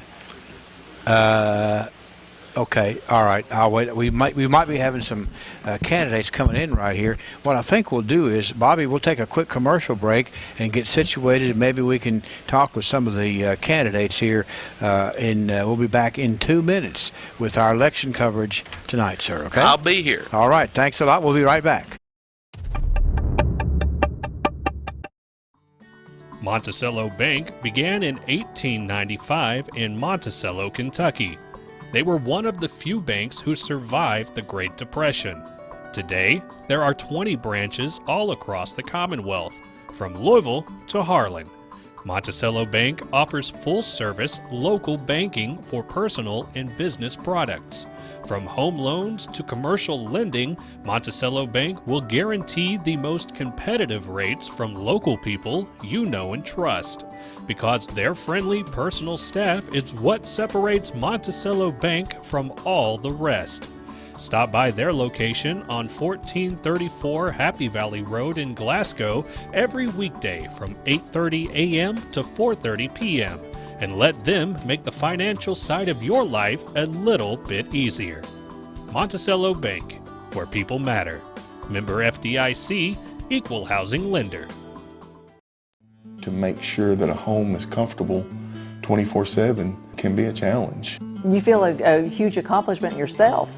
Whether it's weekends, holidays, we're available 24/7 to take care of our customers' needs. When we go out to people's homes, it could be a crawl hole, it could be an attic. I remember getting frozen to the top of a cooler at a Pizza Hut one time in Russell Springs.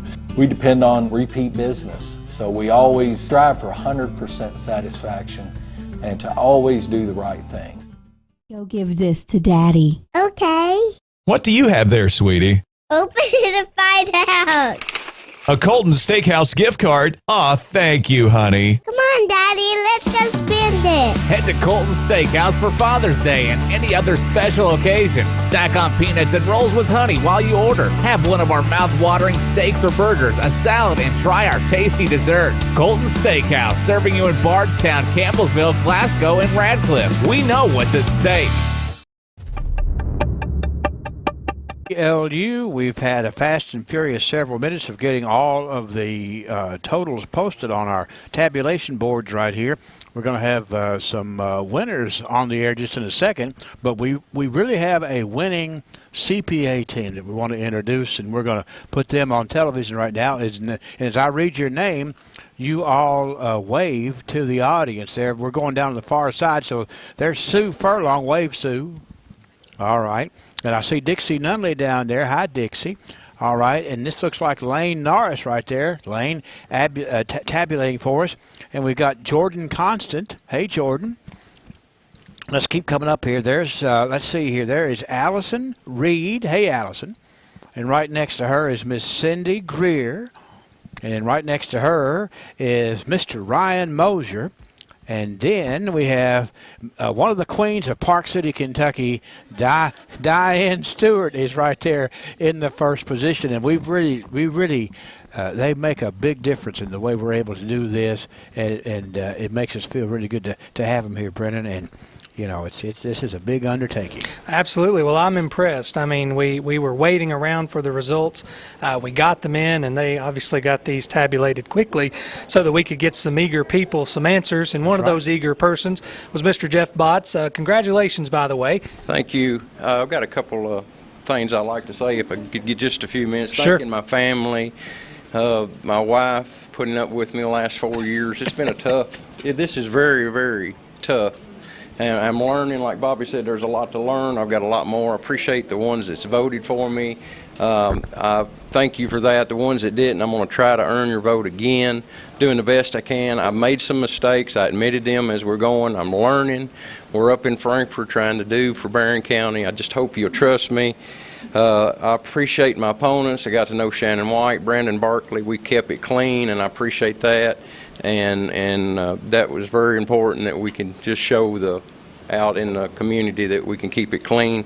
I appreciate WCLU. You all interviewed us, and all the ones I've got to know and learn are the ones that's possibly going to be on the court by you all interviewing and the progress and just reading that, because I don't know a lot of these. There's going to be for sure 5 new ones. We know for sure.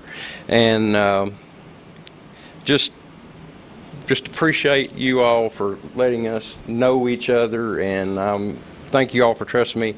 I'm for Barren County. And one other thing I want to say is we've got to, and you've seen the unity, and you've seen that in some of my headlines that I've done. We got to have unity. We have got to get together and get back to business. We need to see more involvement with Barren County Physical Court, with the City Council. We've got to do that. We've got to pull together. It don't need to be a Barren County, Glasgow thing. We've got to come together. We've got to have unity. If it doesn't happen, we're not going to go anywhere. And I'm going to push that. Appreciate y'all. I preach that. If we don't get unified, we're not going to help anybody. Thank you. Absolutely. Well, thank you, Jeff. Again, Republican winner there in District 1 for the magisterial district there. Again, it's been a tough 4 years, but hopefully the next 4 will be much easier. Well, congratulations. The last year for sure. Let's just say that. Sure. Thank you. Congratulations, sir. Thanks for coming, Jeff. We appreciate it. And we have several more candidates here waiting in line. Our next one is Mr. Dennis Stevens here, who has been declared the unofficial winner of the Democratic seat there, or the Democratic nomination in District 3 Magistrate. Dennis, you are a newcomer to this process, and clearly you were seeking that position there that Carl Dickerson has held for many years, but now you are on the ballot in November potentially for that seat. Right. First of all, I'd like to say congratulations to Tim Durham on the Republican side. I give thanks to the good Lord every day, and I thank him for getting me through this. And I thank the people of Barren County for going out and voting. That is our right, our privilege to vote. Just like Jeff Botts said, I believe in unity, basically. I mean, we've got to be more unified in this county.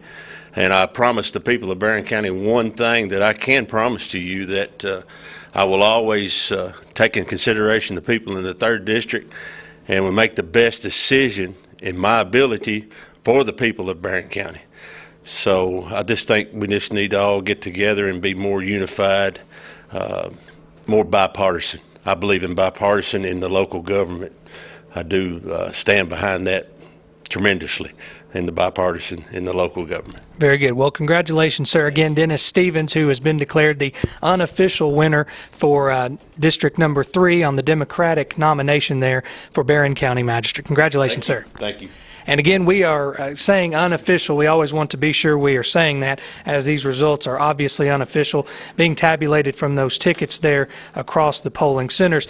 Our next candidate in line, and I know he's very eager, is Mr. Aaron Shirley, who has unofficially won the Republican nomination for Barren County Jailer. This individual here has ran for this office several times, and now you have officially, or unofficially, excuse me, got that nomination. What are you feeling right now, sir? Yeah, I don't know that you can put it into words. More than anything, I want to thank the voters for going out and voting for us, and I want to thank my campaign team. That's countless hours that they've traveled with me, the doors we've knocked on, the events we've been to. I couldn't have done it without them. Couldn't have done it without my family. Couldn't have done it without my wife and my children. Just thank you, Barren County. Thank you so much. My hat's off to Jailer Bennett. I want to wish Mr. Huff good luck in November. But thank you, Barren County, for getting out and voting, and for us.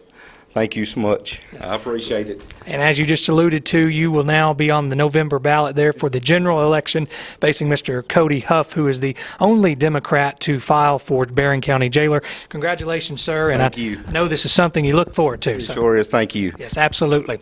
Well, I believe is that the lineup of candidates we have out there? All right. So you just heard it there. Again, Joe has went over these results, and perhaps we can go through those one more time, maybe just to kind of clarify what we've got going on here. But as we just saw, we spoke with Barren County Jailer Republican nominee now, Aaron Shirley.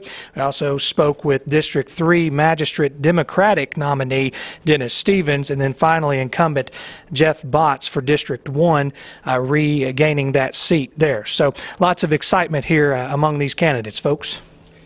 Okay, thank you, Brendan. I think what we're going to do is we're going to have Joe Myers come up here. We really haven't gone through the entire tabulation board since they're all been posted, so I think that it would be good for us to look at each race and post all of those things before we get any further. Okay, Joe? All right. So let's first take a look at Barren County Jailer. The Republican primary there, as Brendan just told you, Aaron Shirley, the unofficial winner, 1,843 votes. Incumbent Aaron Bennett finishing with 1,499. Chris Pulley, 136.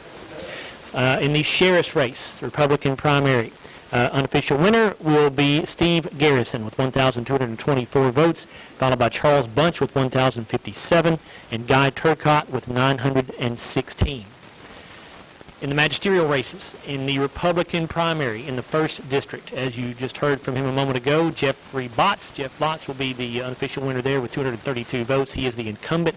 2nd place, Shannon White with 118, Brandon Bartley with 32. In the Republican primary in the 2nd District, you had 4 candidates there. The winner, Derek Scott Pettigo with 351 votes. 2nd place, Kim Lambert with 183. 3rd place, Jesse Muse, 157. And Gayla Huddleston with 40. In the Republican primary in the 3rd District, in the magisterial race, the winner there will be Tim Durham with 475 votes, and Tony Ritchie in 2nd with 162. The Democratic primary in the 3rd District, again, unofficially, the winner, as you just heard from him a moment ago, Dennis Stevens with 172 votes, and Steve Roberts with 107.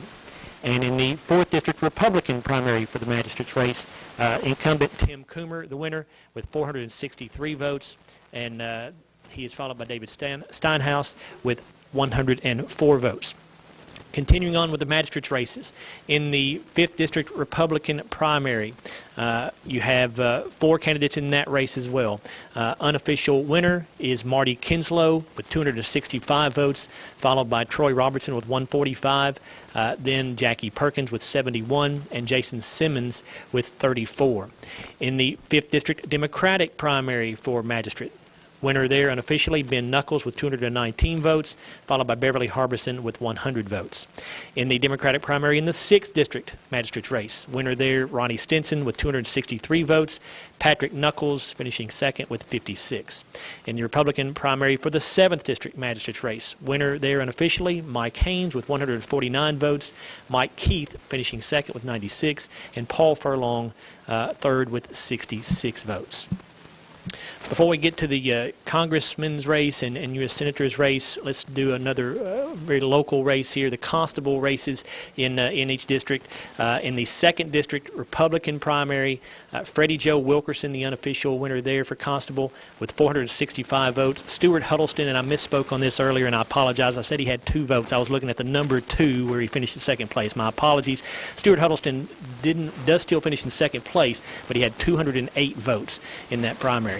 In the 3rd District Democratic primary race for constable, the winner unofficially there, Thomas Neal Jr. with 136 votes, and Billy Bays in second with 112. In the 4th District Democratic primary for constable, winner there unofficially, John London with 211 votes, Charles Shaw second with 114. In the 5th District Democratic primary for constable, winner there, Chris Furlong with 152 votes, Gary Allen Thomas just 11 votes behind, finishing in 2nd place with 141.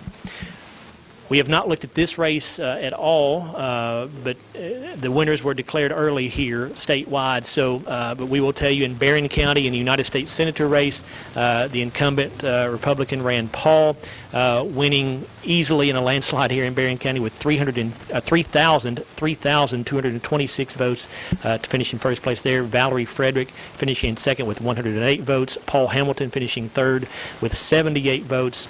Then it was Tammy Arnold Blankenship next with 73 votes, Tammy Steinfeld with 66, and John Shice with 18. In the Democratic primary for United States Senator, Charles Booker again was declared the winner early on statewide here. He will run against Rand Paul in the general election in November. Charles Booker finishing in Barren County with 1,330 votes, followed by John Merrill with 238 votes to finish second.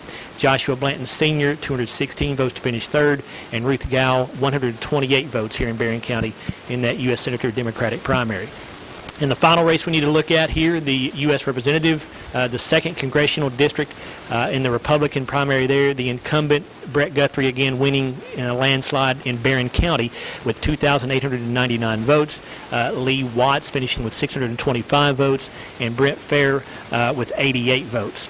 And then finally in the Democratic primary in that U.S. 2nd Congressional District race, the winner in Barren County, Hank Linderman with 961 votes, and William Compton in second with 858. That's it, Henry. Thank you, Joe. You don't have a baseball score while you're rattling off numbers, do you? Yeah, I'm getting text right now. Glasgow is now up 11-5 over Allen County Scottsville after 6 innings. All right. So as long as the Scotties hang on and win that game, as long as they get 3 outs against ACS in the top of the 7th, we'll be there tomorrow to broadcast the championship game at 5:30. See, Bobby, we have results coming from all different parts of the globe there for sure.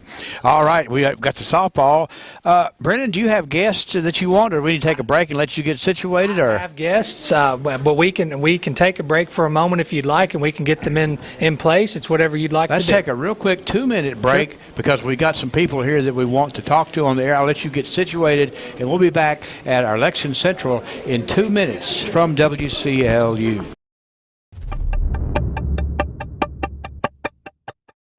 Times are great at Hurt Auto Sales. Great for you because when you're looking for a vehicle, Bobby Lee's lot is full. Bobby Lee, you've got the selection regardless of what you're looking for, and you've got the price regardless of what you can afford. That's a great combination at Hurt Auto Sales for sure. We sure do, Henry. Lots of fine-looking rides. So what you got to do is come up there and realize how easy it is to deal with Bobby Lee Hurt because he comes to work every day with one motto in mind. No pain when you trade with Hurt. Are you looking for a new career where you'll be a part of a family-owned business for over 50 years? Walbert Trucking is a trucking company based right here in Glasgow. With Walbert Trucking, you'll get full benefits, great pay, and 401k. And you'll be home daily. Unlimited possibilities await you. Apply today and become a member of the Walbert Trucking team. 106 Sean Lane in Glasgow, 651-6784. Monticello Bank began in 1895 in Monticello, Kentucky. They were one of the few banks who survived the Great Depression. Today, there are 20 branches all across the Commonwealth, from Louisville to Harlan. Monticello Bank offers full-service local banking for personal and business products. From home loans to commercial lending, Monticello Bank will guarantee the most competitive rates from local people you know and trust. Because their friendly personal staff is what separates Monticello Bank from all the rest. Stop by their location on 1434 Happy Valley Road in Glasgow every weekday from 8:30 a.m. to 4:30 p.m. and let them make the financial side of your life a little bit easier. Monticello Bank, where people matter. Member FDIC, Equal Housing Lender.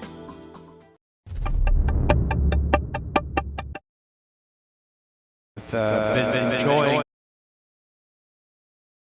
from the various races, and now we're enjoying talking to some winners, and Brendan Crane's got another guest. Brendan, take off, sir. All right, very good. Well, we have another unofficially declared winner here. This is Mr. Mike Haynes, who has been unofficially declared the winner of District 7 Magistrate on the Republican ticket for this May primary. Mike, how does that feel? Oh, man, it's great. I just want to thank everybody who voted for me. I want to thank my family. They've posted stuff every day on Facebook. I mean, it's been great. I've been nervous as a cat in a room full of rocking chairs. Right. Well, and I will add, too, Mike has been really jittery, too, this evening. Said his granddaughter's playing softball this evening. So she's been on the field. You've been eagerly awaiting to see how this election turns out. And now here we are, and have unofficially declared you the Republican nominee for Magistrate District 7. So now you will move on to the general election to face Democrat Brad Gross, who has been a former Glasgow City Council person, now seeking a seat there on the fiscal court. We appreciate you coming in, and congratulations. Thank you. Thank you so much. And we have several more candidates here, too. Our next one in line is Mr. Marty Kinslow. I see Marty out there. Welcome in, Marty. Hello. Well, we're so glad to have you here. Congratulations, sir. This is Mr. Marty Kinslow, who has been unofficially declared the winner of the Republican nomination for Magistrate District 5 in Barren County, which encompasses, just for folks to know, encompasses some of those areas in the western part of the county. So, Marty, first, tell us how does that feel? Well, I'm stunned, to be honest. I've never been in politics before. This is new to me, but I'm excited and stunned. I want to thank everybody that voted for me, everybody that talked to people for me, my friends, my family, and you know, maybe this will lead to bigger and better things. Maybe I'll win the fall election, and we can do the work for the people of Barren County, and all of us work together the way it ought to be. Absolutely. That's what I'm excited to try to do. I know that you mentioned in the interview that I conducted with you several weeks ago that you've recently retired from the Postal Service, and now that you're looking to get back into doing something, and obviously you were touting the fact that you would have a lot of free time to give to the citizens of the county. What's sort of on the front for you now, making your way to the general election as far as campaigning and making sure you potentially can secure that seat in the fall? Well, mainly I just want to let people know that I will be a voice for them and what they want, because all an elected official is to be there for their constituents, and that's what I want to be.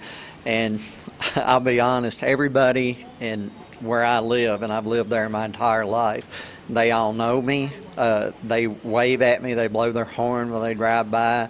they see me out there on the farm working, I'm at my barn, I'm, doing something, it'll be no problem for anyone to talk to me about what's on their mind, because they all know where I am. Sure. Well, again, we've been speaking with Mr. Marty Kinslow, who has unofficially secured the Republican nomination for District 5 Magistrate in Barren County. Of course, that seat currently being held by Mr. Mark Bowman, who is not seeking re-election. So congratulations, sir. Thank you, and we wish you the best of luck. Thank you. Thank you. Henry?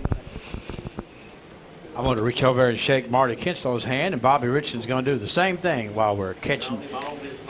That's right. Yes. You're going to put that mic on for people to hear what you're saying. And I do mean Good to see you, Marty. Here, Bobby, put that back on so people can hear the words that you're saying, all right? That's the way this thing works. Well, I understand. Brennan got me distracted. Okay, all right. Well, it's just good to have good folks here. Good to see you. Thanks for being here. Thank you. We enjoy when people come by to discuss, and we've had some good folks in here to talk about things. And what do you think about it, Bobby? We got it. We can declare the evening. It's not official, but at least we can see where things are sorting out. We can declare it over and a success. That's right. Joe Myers is giving us the put me on signal down there. Just thought I'd pass along the final score. It is over with. Glasgow has defeated Allen County Scottsville 11-6 in the 15th District Semifinal baseball tournament. Am I on here, Henry? Come on up here. Okay, let's try this again. You got me? Okay. So Glasgow has defeated Allen County Scottsville 11-6 in the 15th District Baseball semifinals. That means the Scotties will face Barren County in tomorrow's championship game over in Tompkinsville. Game time will be at 5:30 if the weather allows. I know there's supposed to be some rain possibly, but if the game is played tomorrow, we'll be there at 5:20 with the broadcast on WCLD and Willie Sports, of course, online as well at WCLDradio.com. Well, it's exciting. Of course, Bobby Richardson gave us the final score of the softball game earlier. What was that again, Bobby? 21-1. See, we're intermixing sports and politics here. There we are. It's a good day for the Scotties for sure. That's right. And a lot of the candidates here in Barren County. So, Brennan, hats off to you and to all the people involved in making this work. And what do you want to do? Do you want to kind of do a little wrap-it-up thing? Sure, I'd be glad to. I do want to make a couple notes here. The first one is that this year, and I know you all alluded to it, this year has been really unique in the fact that Republicans really dominated this primary. Few Democrats really across the board, and of course that means that some of these winners tonight are actually technically winners for their office because there are no Democrats running for that to face in the fall general election. One of those districts, for example, is District 2 Magistrate here in Barren County. So we are presumably saying that Mr. Derek Pettigo is now the new magistrate for District 2 in Barren County. Of course, we'll have a complete listing of these at our website and in the morning on the air at WCLUradio.com. I do want to note a couple other things, too, here. Of course, we've seen this spread of candidates. It is important to note the fact that some of those bigger races that people were maybe wondering, well, why wasn't this on the ballot for my election now? Well, that's because one candidate in each party filed. Barren County Judge Executive being one of those examples. So we will not have that election now, obviously. Ms. Jamie Bird will be facing incumbent Democrat Michael Hell in that race in November, and there are a few other offices like that as well. And then we have those uncontested races, like county clerk, for instance. Miss Helena Birdwell will essentially be the clerk the next 4 years by default because no one has filed to run against her. So we have a number of candidates who can officially feel a little bit better and don't have to shake off any worries through November and the general election. But obviously we have some of those who are now waiting for that next step. And I imagine we'll just keep on covering this through the general election. Well, and it's good to have the information to run because we've been talking about in all the different interviews that you did with the candidates, and several of the candidates were saying, I learned about my opponents by, the interviews that you had done, and it's really interesting. We're learning about new people who are involved. We're learning about a new process. We're learning learning about having 4 precincts, but we're learning from Bobby that we're at least got 2 more that are going to be coming on. So it's a very changing process. And that's a good point that you make there. Of course, in our talks with Clerk Helena Birdwell, by the general election, they're hoping to have a few more places to vote other than what we had today.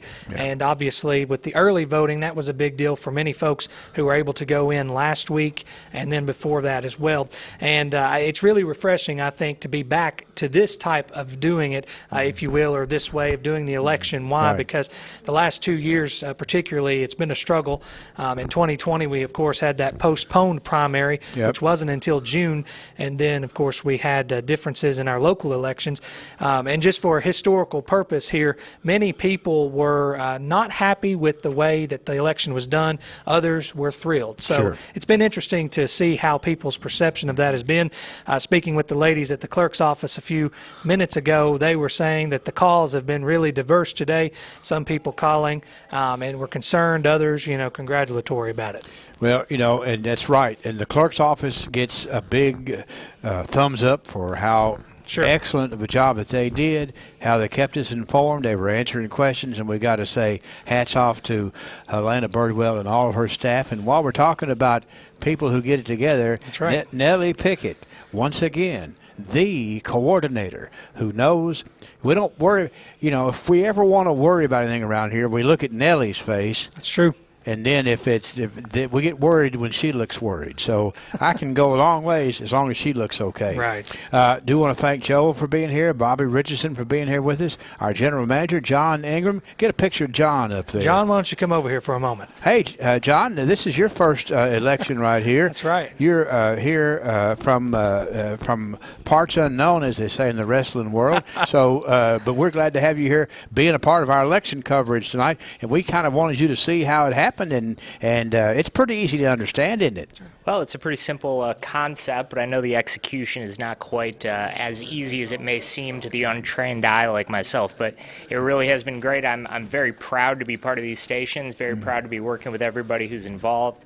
And, I really do feel that what we do here is important for the community, and we have a lot of fun doing it. Yeah, and we're going to turn it around in the fall, and we'll have much more to talk about. So I wanted to thank you for being here. Tammy Haney, our sales manager, who is also really good at hustling snacks. That's true. She's executed along with the other sales That's members. right. Chantal Honeycutt, and I'm sure Nikki was in on that too.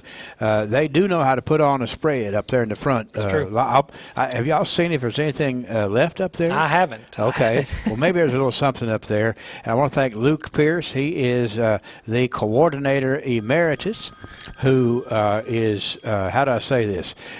He keeps us from the chairs to the video. He's got it all down pat, and we appreciate that. We got to thank Cody Meek. How many elections have you been doing, Cody? 18 years. 18 years. Yeah, that's right. It's impressive, isn't it? That's right. And here comes Jordan Smith. He's known as the guy who likes to eat around here. It's true. The star of What's Cooking. Yeah, and I must say that the catering, fantastic today. Yeah. Okay. Well, we're gonna. You heard it here first. Is there anything left other than empty plates up there? Is it? I'll take care of it. Absolutely. We have a few left. Okay. So all right. Well, be thank sure to help you. yourself. And of course, Jordan's been involved in keeping our social media posted with the election results. Yes. We want to be sure and thank Cody. As I said, I want to thank Big Luke here. Luke's mom is here somewhere, I think. Yes, she is. Roxanne Pierce is here. Roxanne is up there with Jane Bird, and my wife, Terry Lou Royce, has been doing this for, 39 years? Longer than that. Longer than that, Bobby. Seems that way, doesn't it? And we've got to talk about the people gathering results. Go ahead. Brendan, I just got a call. Yes? There is a Democratic candidate for magistrate in District 2. Okay. And it's Krista Haynes. That's correct. I apologize about that. I just remembered that. So thank you for that. I just got a text about it, too. I think, good deal. Hey, I need to be held accountable, and my apologies there. So, yes, we do have a Democratic candidate in District 2 now.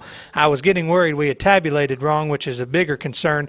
But I apologize. That was my mistake and mine only. But thank you for that update. So it's Derek Pettigo versus Krista Kristen Haynes. Kristen Haynes. That's okay. correct. All right. Let's make sure we get that right. Now I want to get over here and thank a few more folks like Bruce Trabue, who we can count on Bruce no matter what we're into. He's into it with us. Bruce. Oh, Bruce is back there. Bruce, okay. why don't you come here just so we can right. see? No. Color commentator emeritus. They don't like to see me. Well, anyway, Bruce Trabue, he went to Barren County High School. Nikki Vitito went over to Cave City Convention Center, and she did a great job with that. Miss Kelly Jackson went to Austin Tracy, and Miss Sarah McCowan went to the Haywood Fire Department. And we introduced the tabulators from Campbell, Myers, and Rutledge. For the food, we've got to thank some really excellent providers like Colton Steakhouse, Phillips IGA in Highsville, Kentucky, and Born and Raised. Really nice folks who helped us with that.